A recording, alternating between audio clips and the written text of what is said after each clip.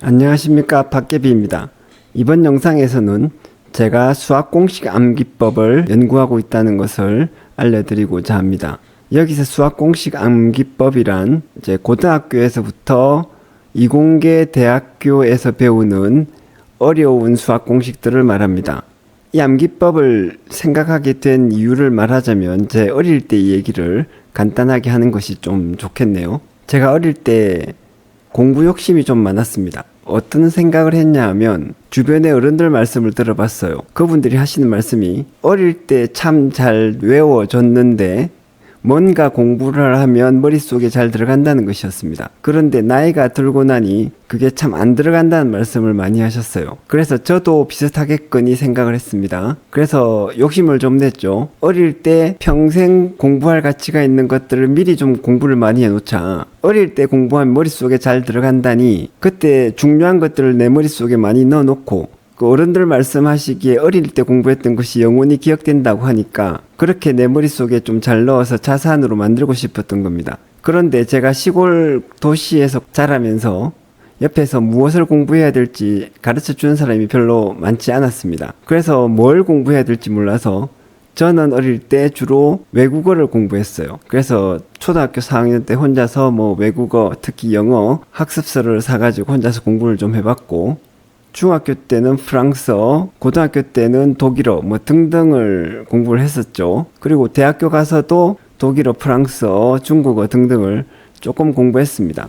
그렇게 해서 시간이 많이 지나고 지금에 와서 보니 정말 공부할 가치가 있는 지식은 수학 지식이라는 생각이 들어요. 즉 뒤집어 말해서 저같이 어린 시절에 공부 욕심이 있는 사람들을 제가 만난다면 그래서 제가 그런 사람들한테 이걸 공부해라 라고 추천을 해준다면 수학 지식을 제일 먼저 공부하라고 말하고 싶은 겁니다. 그런데 문제가 뭐냐면 어린 학생들이 그러니까 어릴 때의 저를 생각하는 것이죠.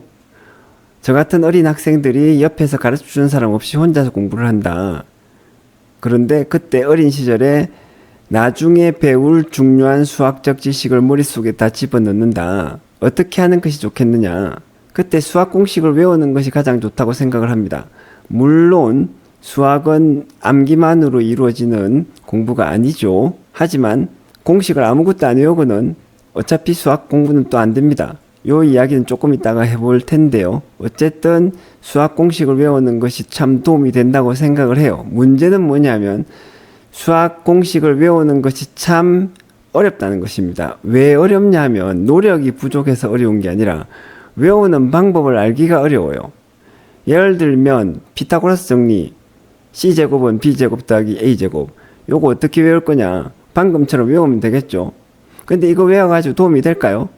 이 정도는 도움이 되겠습니다. 그런데 피타고라스 정리는 어릴 때 외울 필요가 없어요. 왜냐하면 이건 이해를 해야 되는 것이고 어릴 때 안 외워도 수학 진도를 나가보다 보면 피타고라스 정리를 기억을 못해서 어려움을 겪는 사람은 없습니다.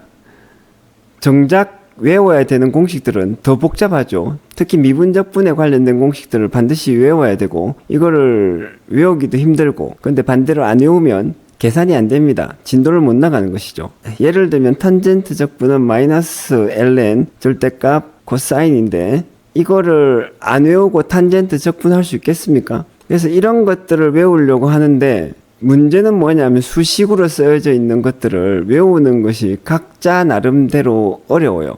수식을 그대로 써야 되는 것이죠. 그래서 제가 정말 오랫동안 이것을 고민했는데 이것을 제가 영어를 공부하던 방식으로 입으로 달달달달 외워서 머릿속으로 넣는 방식을 개발해 보았습니다.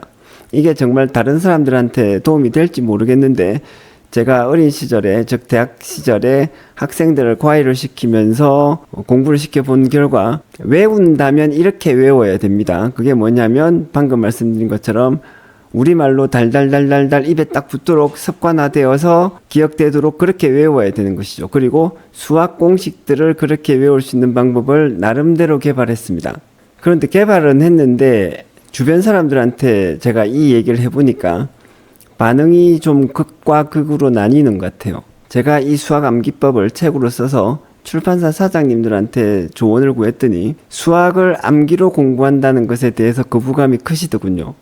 다른 사람들이 원하지 않을 거라고 말씀을 하셨습니다. 그런데 또 제 주변에 책을 살 만한 공부하는 사람들한테 좀 의견을 구했더니 그런 거 있으면 참 좋겠다라고 말씀을 하시더라고요. 그래서 결론적으로는 제가 수학 암기법을 개발한 것을 개인 사업자로 만든 출판사에서 전자책으로 출판하는 것으로 일단 정했습니다. 곧 인터넷 서점에서 구하실 수 있을 거예요. 그런데 혹시나 여러분도 이 수학을 암기로 공부한다는 것에 대해서 거부감이 좀 있으실지 모르겠습니다. 그래서 제가 이제 기본적인 저희를 한번 말씀드려보죠. 수학은 물론 암기만으로 공부해서는 안 됩니다. 공부할 수도 없는 것이에요. 그런데 문제는 아까 말씀드렸듯이 아무것도 암기하지 않고 수학을, 특히 고등수학을 공부한다는 것은 불가능에 가깝습니다, 여러분.